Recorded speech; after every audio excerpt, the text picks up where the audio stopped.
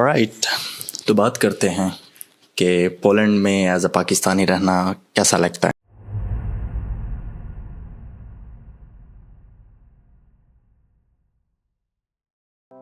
Alright, बात करते हैं कि मैं कौन हूँ। मेरा नाम फ़हद ख़ान है और जैसे आप सबको पता चल गया कि मैं एक पाकिस्तानी हूँ और मैं पोलैंड में रहता हूँ, स्पेसिफिकली पोज़नान शहर में रहता हूँ, जहाँ मैं 3-3.5 साल पहले आया था। और ऐसा हरगिज़ नहीं है कि मैं यहाँ पार्टीज़ करने आया था या ट्रिप करने आया था, अबे साले मौज करने आया था। हरगिज़ नहीं, मेरा इरादा था हायर एजुकेशन का और बेसिकली हायर एजुकेशन के साथ साथ एक बेहतरीन लाइफ ढूंढने का और बेहतरीन लाइफ बिल्ड करने का। मैं यहाँ आया, मैंने अपनी यहाँ एजुकेशन पूरी की एंड एजुकेशन के बाद जो कन्वेंशनल रास्ता होता है कि जॉब हंटिंग करें एंड देन आपको जॉब मिल जाए तो आपकी लाइफ बन जाती है। ऐसा सिर्फ मजाक में है, फिल्म तो शुरू होती है असल में। एनीवे, बात करते हैं कि पोलैंड में रहना कैसा होता है।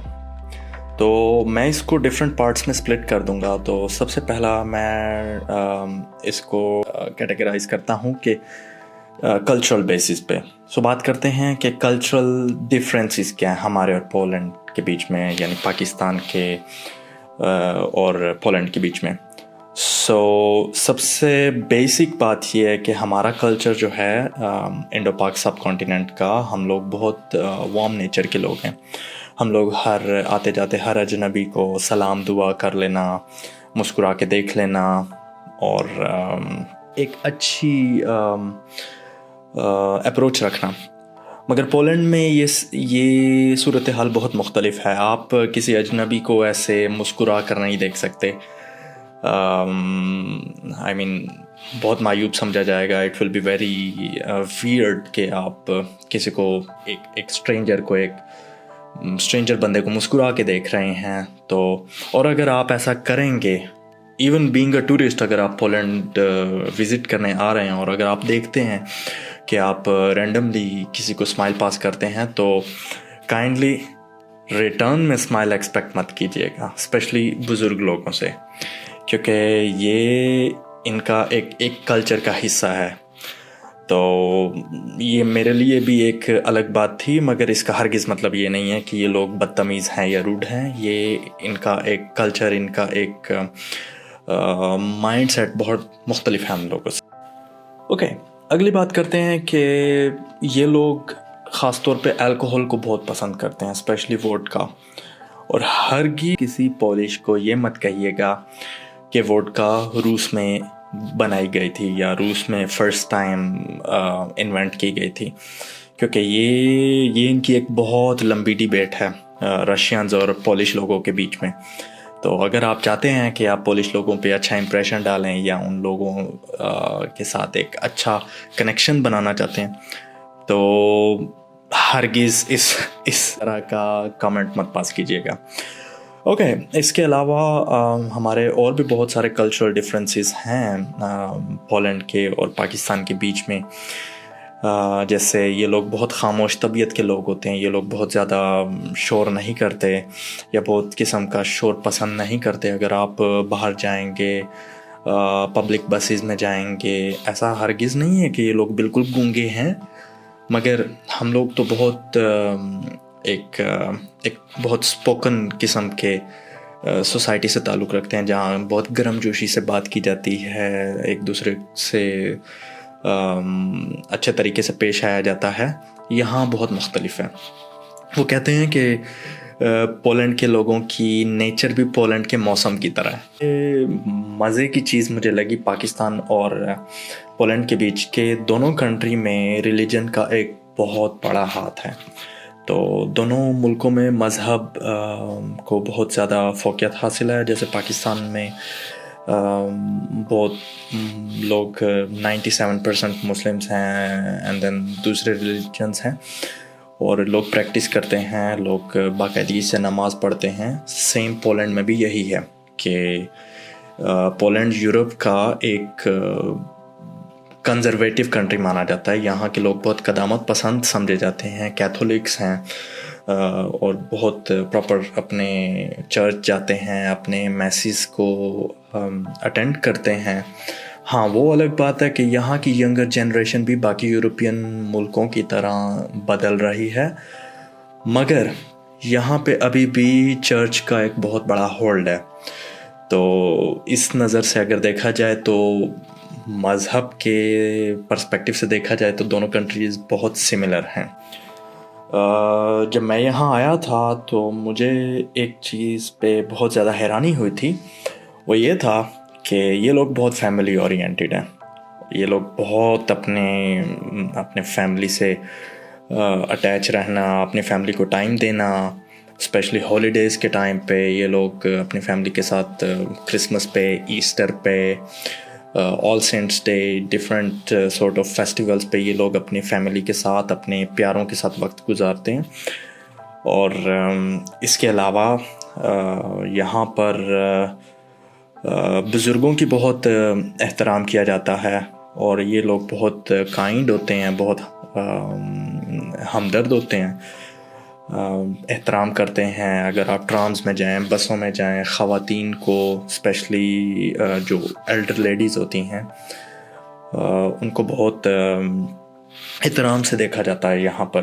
اگلی بات کرتے ہیں کہ میں ایک پاکستانی اور بینگ اے مسلم کی حیثیت سے جب پولینڈ میں رہا تو مجھے کیسے فیس کرنا پڑا، اسپیشلی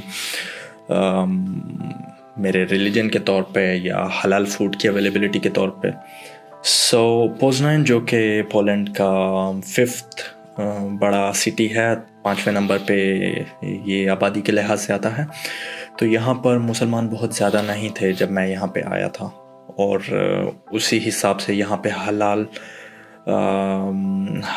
کھانوں کا موجود ہونا یا اویلیبلٹی میں بہت زیادہ مسائل درپیش ہوتے تھے. حلال اویلیبل تھا مگر اس کی مقدار بہت کم تھی اور بہت آسانی سے نہیں ملتا تھا. ایز کمپیریزن اگر بڑے سٹیز ہوں جیسے وارسو ہو گیا، کراکو ہو گیا یا ورسوف ہو گیا، وہاں پر ریلیٹیولی آپ کو حلال میٹ ہو گیا، حلال کھانوں کی یا حلال ریسٹورنٹس کی اویلیبلٹی زیادہ ہے، اسپیشلی وارسو میں تو بہت زیادہ ہے. مگر پوزنان میں اب 3 سال کے بعد آہستہ آہستہ یہ بدلاؤ آیا، جو کہ الحمدللہ بہت اچھی بات ہے کہ یہاں پر اب کسی قسم کی اویلیبلٹی کا اتنا ایشو نہیں رہا. تو ہرگز یہ مت سوچیے کہ بھوکوں مرتے ہیں لوگ، ایسا کچھ بھی نہیں ہے. کھانے پینے سے آپ ہرگز بھوکے نہیں مریں گے، لیکن جس چیز سے مرنے کا آپ کو چانس ہو سکتا ہے وہ میں نیکسٹ پوائنٹ کی طرف جا رہا ہوں. سو نیکسٹ پوائنٹ آ جاتا ہے کہ سوشلائزیشن. بدقسمتی سے پولش لوگ بہت آسان نہیں ہے ان لوگوں سے دوستی کرنا، مگر اس کی ہرگز وجہ یہ نہیں ہے کہ یہ لوگ بالکل کسی سے دوستی کرتے نہیں ہیں. جنرلی میں نے جیسے کہ کہا تھا کہ بہت سارے فیکٹرز ہوتے ہیں، بہت سارے ریزنز ہوتے ہیں، اسپیشلی ان کی تاریخ کو اٹھا کے دیکھیں، ان کی ہسٹری کو اٹھا کے دیکھیں تو اس کی وجہ سے یہ لوگ ٹائم کے ساتھ اس طرح شیپ ہوئے ہیں. ان اینی وے اتنا ایزی نہیں ہے ان کو دوست بنانا یا ان سے دوستی کرنا. لینگویج بیریئر ہے، نیچر کا فرق ہے، پھر کلچر کا فرق ہے، ٹریڈیشنز کا فرق ہے. تو ان سب چیزوں کی بنا پہ تھوڑا مشکل ہو جاتا ہے. اور اسپیشلی پھر جب انسان کی اپنی نیچر یا اپنی personality different who. For example میں بہت سوشلائزنگ کرنے والا انسان نہیں ہوں، تو میرے لیے تھوڑا سا یہاں پہ دوستی بنانا یا لوگوں کے ساتھ گھلنا ملنا بہت آسان نہیں ہے. اور بہت سارے فیکٹرز ہوتے ہیں. however اگر آپ کو ضرورت پڑے یا آپ کو کوئی مدد چاہیے ہو تو جیسے کہ میں نے پہلے کہا تھا کہ یہ لوگ بہت ہیلپنگ ہوتے ہیں، تو یہ لوگ آپ کو ہیلپ کریں گے، تو بالکل بھی اس معاملے میں پریشان ہونے کی ضرورت نہیں ہے. سو نیکسٹ ٹاپک جس کی طرف موو کرتے ہیں، جو کہ بہت ہی امپورٹنٹ ہے، کہ ایجوکیشن، جو کہ میرا سول ریزن تھا جب میں یہاں موو ہوا. تو ایجوکیشن یہاں کی اچھی ہے، بہت اچھی ہے. However آپ اس کو بہت ٹاپ نوچ لیول پہ مت کنسیڈر کیجیے. اگر آپ ایکسپیکٹ کر رہے ہیں کہ یہاں اگر آپ ٹیکنیکل سٹڈیز کے لیے آتے ہیں, فار ایگزامپل انجینئرنگ کی سٹڈیز کے لیے یا کسی اور آرٹس کی سٹڈیز کے لیے فار ایگزامپل, تو یہاں آکسفورڈ یونیورسٹی یا کیمبرج یا امپیریل کالج آف لنڈن کے اسٹینڈرڈ کی ایجوکیشن نہیں ہے. بٹ یہاں کی ایجوکیشن بہت پریکٹیکل ہے, اور میرے ایکسپیرئنس میں تھوڑی سی مجھے آسان لگی ایز کمپیئر ٹو جو کہ پاکستان میں نے اسٹڈی کیا یا پاکستان میں ماسٹرز ہوتا ہے. اینی وے, ایجوکیشن بہت ڈپینڈ کرتی ہے کہ آپ کس اسپیشلائزیشن میں آ رہے ہیں, کس فیلڈ میں آ رہے ہیں, کس لیول پہ آ رہے ہیں. چونکہ میں یہاں ماسٹرز کی اسٹڈیز کے لیے آیا تھا, تو ماسٹرز میں اگین میرا ٹیکنیکل ایجوکیشن سے بیک گراؤنڈ ہے, تو میں پروفیشنلی سول انجینئر ہوں. تو سول انجینئرنگ کے لیے یا ان جنرل انجینئرنگ کے لیے یہاں بہت ساری ٹاپ ناچ یونیورسٹیز ہیں. For example Warsaw University of Technology ہے, AGH ہے کریکو میں, ورسوف یونیورسٹی آف ٹیکنالوجی بہت بہترین ہے. سیم کیس اگر آپ آرٹس میں آتے ہیں کسی بھی فیلڈ میں, لائک پینٹنگ, فوٹوگرافی یا انگلش ریلیٹڈ کورسز میں یا ہسٹری ریلیٹڈ کورسز میں, تو ہمارے پاس بہت اچھی یونیورسٹیز ہیں. جیسے پولینڈ کی ایک بہت ہی ہسٹوریکل یونیورسٹی ہے یگیلونین یونیورسٹی کریکو میں, پھر پوزنان میں آدم مسکیوچ یونیورسٹی بھی اچھی ہے. تو بہت ساری یونیورسٹی ہیں جہاں آپ ایک مناسب قیمت پہ تعلیم حاصل کر سکتے ہیں. سب سے امپورٹنٹ پوائنٹ ایجوکیشن کے حوالے سے, اور جو کہ میرا ڈیسائیڈنگ فیکٹر بھی تھا پولینڈ موو ہونے کا, وہ ریزن یہ تھی کہ پولینڈ کی ایجوکیشن بہت ریزنیبل ہے ایز کمپیئر ٹو اگر آپ جرمنی دیکھیں یا برطانیہ دیکھ لیں یا UK. رائٹ, سو بات کرتے ہیں نیکسٹ پوائنٹ کی, جو کہ ہے جاب کا یا فیوچر کا. سو ایک بات تو بالکل کرسٹل کلیئر ہے, اور وہ اسپیشلی آپ یورپ میں کسی بھی کنٹری میں آئیں, چاہے وہ جرمنی ہو, پولینڈ ہو, اٹلی ہو, فرانس ہو, جو ایک فیکٹر کانسٹنٹ ہے وہ ہے لینگویج بیریئر کا. اگر آپ کو لینگویج نہیں آتی تو یہ ایک بہت بڑا پرابلم بن سکتا ہے آپ کے لیے, چاہے وہ آپ وائٹ کالر جاب ڈھونڈے ہوں یا آپ پارٹ ٹائم جاب ڈھونڈ رہے ہوں. اسپیشلی میرے کیس میں بہت زیادہ اسٹرگل کرنا پڑا, کیونکہ جب آپ زبان نہیں بولتے تو پھر آپ کو جاب بہت آسانی سے نہیں ملتی. اور بات کرتے ہیں پارٹ ٹائم جاب کے حوالے سے, جابز مل جاتی ہیں, پر اگر آپ اس کو کمپیئر کریں دوسرے ملکوں سے تو وہی بات آ جاتی ہے کہ اگر آپ کے پاس لینگویج سکل نہیں ہے تو آپ سفر کرو گے. لینگویج بیریئر کی وجہ سے بہت زیادہ سفر کرنا پڑتا ہے. تو اگر آپ لینگویج سیکھ لیتے ہیں, جو کہ I am pretty sure polish language اتنی آسان نہیں ہے بہت جلدی سیکھ لینا, اور پاکستان میں آئی تھنک اتنی اویلیبلٹی بھی نہیں ہے پولش لینگویج کی. تو اگر پولش لینگویج آپ بائی چانس سیکھ لیتے ہیں تو بہترین ہے, پھر آپ کے لیے بہت سارے راستے اوپن ہو جاتے ہیں, مواقع بن جاتے ہیں.